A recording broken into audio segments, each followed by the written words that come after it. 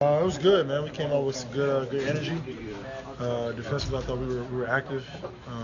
You know, still gave up a couple more offensive rebounds than we would like, but overall, I thought it was a pretty good game. I think even some of the younger guys came in and played well. So we got to, go back to practice tomorrow, get ready for a game on Thursday. Did it feel natural with Chris and with some of the other new guys and some of the different? Yeah, man. I told you, nothing's gonna change. Everybody's gonna be aggressive. We're gonna shoot our shots. We're gonna have fun out there. When you're on the floor, then how do you determine who's initiating the offense, or is it just kind of Just a flow?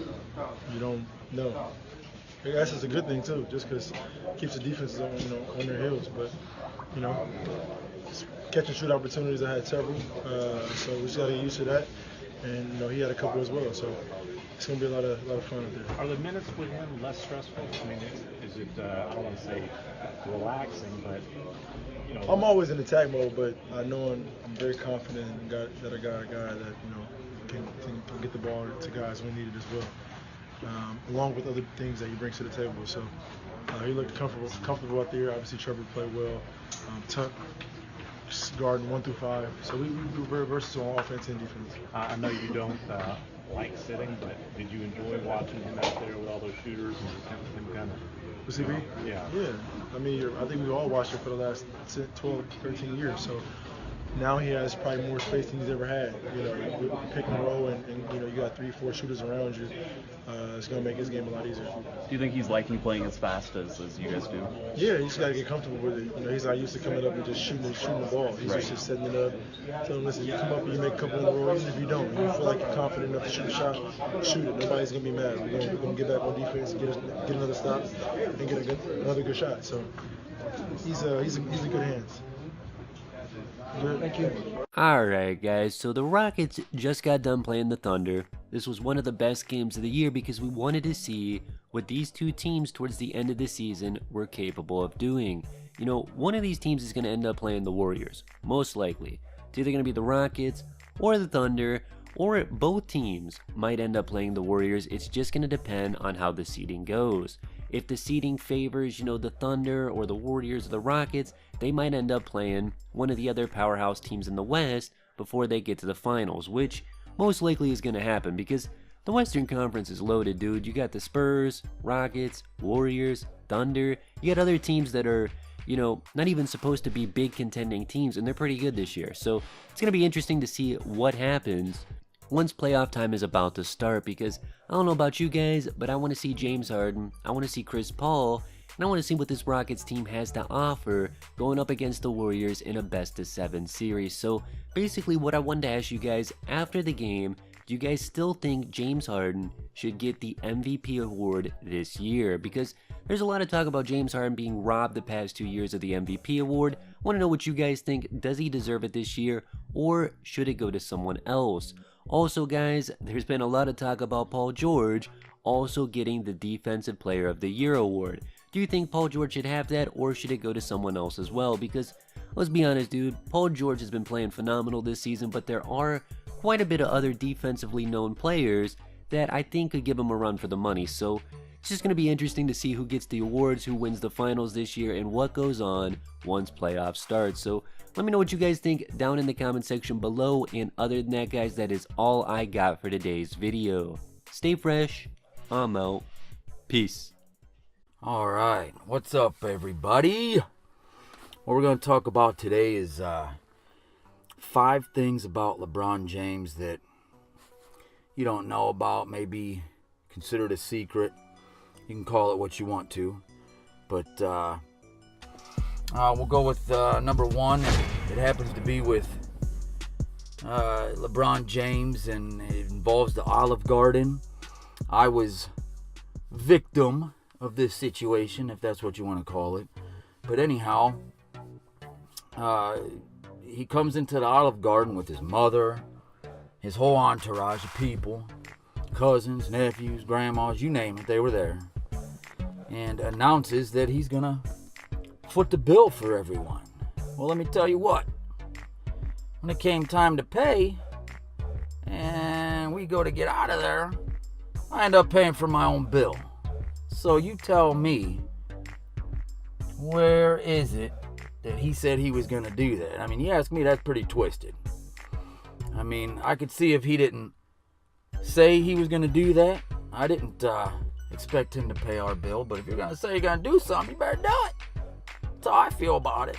So, think what you think of it. But that's definitely something that not most people know about him. And I guess number 2 would be, you know what, before I even say number 2, let me just let everyone know that I'm from Akron. So the things that I'm telling you are things that I know, right from personal experience. And that being said, number 2 would fall under the fact that he plays for Cleveland, but yet I've seen him walk around town and everywhere else with jerseys from other teams. Now, here's how I feel. I've seen actors and, athletes wear other team logos and whether it be a hat or a shirt, whatever. But if you're a current player, you're playing for a team, how in the hell you gonna wear a jersey from 2 other teams? I've seen them with the Heat, the Lakers. I mean, come on. I mean, what's he trying to say about, by wearing them? Is that just, him wearing that jersey for the hell of it? Or is he trying to say something? I mean, granted, the Lakers jersey was a Magic Johnson, but it still just seems a little weird to me that he does that. I don't know if anyone else has seen him wearing that kind of stuff, but it's there. He's done it. I seen it with my own 2 eyes. And I'll go with number 3 here, just rolling right along. Number 3 would be that he's got that big contract, that big deal with Nike, right? So I'm thinking, and maybe some of you are thinking different than me, but I'm thinking if you got a Nike deal, that should all you be wearing. Sporting your shoe, the brand that supports you.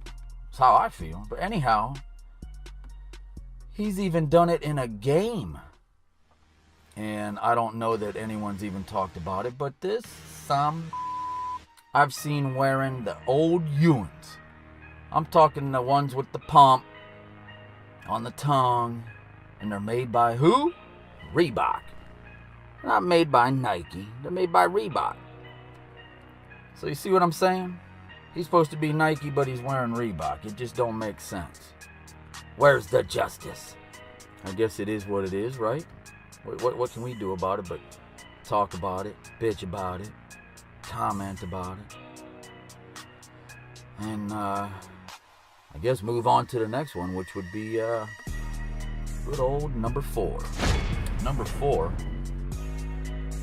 would definitely fall under the category of what his favorite sport is, because I was kind of shocked, I guess, but you hear about athletes that play a sport and their favorite sport is something else, but this one here, I gotta tell you, this one takes the cake, buddy.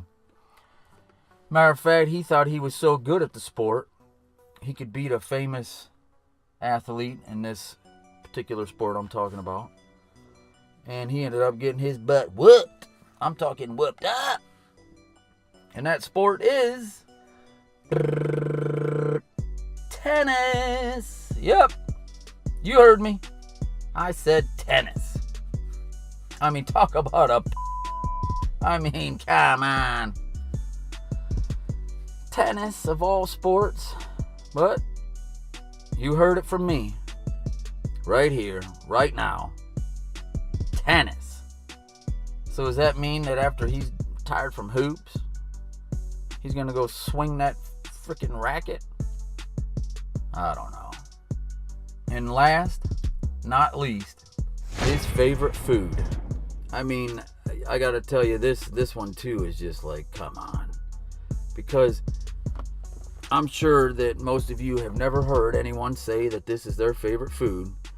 And you know, I've asked people what their favorite food is before. I've heard people, you know, it's a topic over the radio, I've seen it on TV, whatever, and I have never, ever heard anyone say that their favorite food is $1.99 8-pack of ballpark wiener.